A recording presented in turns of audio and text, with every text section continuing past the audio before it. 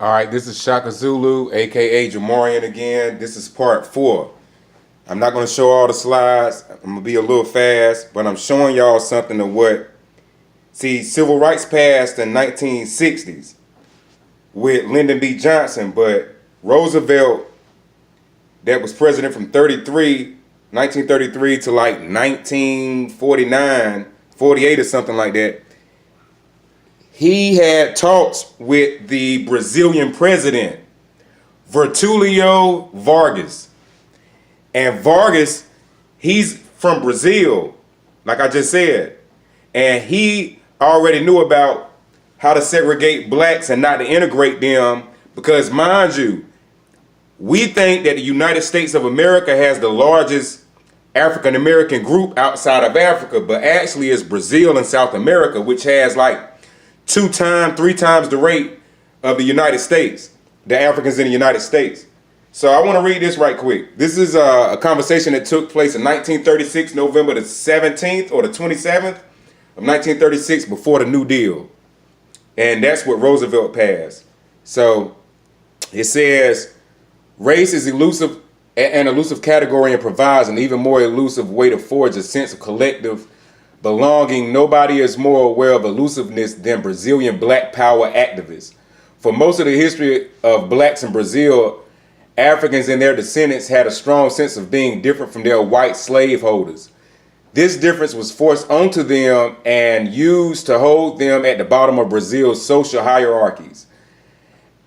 And it left no doubt the Brazilian whites had no intention whatsoever to accept the moral legal equality of blacks, which held true well within the 20th century.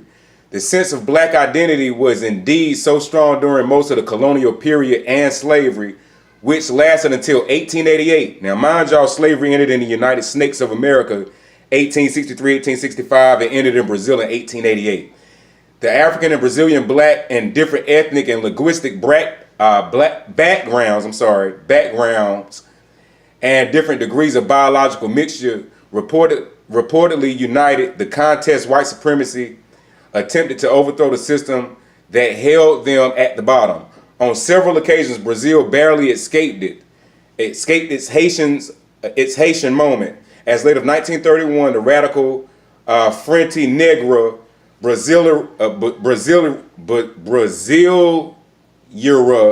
the Brazilian Black Front, had a membership of about 200,000, mostly concentrated in the industrialized South. So I just read that real quick so y'all can understand what happened in Brazil. Brazil had a high concentration of Africans and African descent in Brazil, and they knew how to deal with them, the whites. They knew how to deal with the blacks. So when Roosevelt went down there in the 1930s,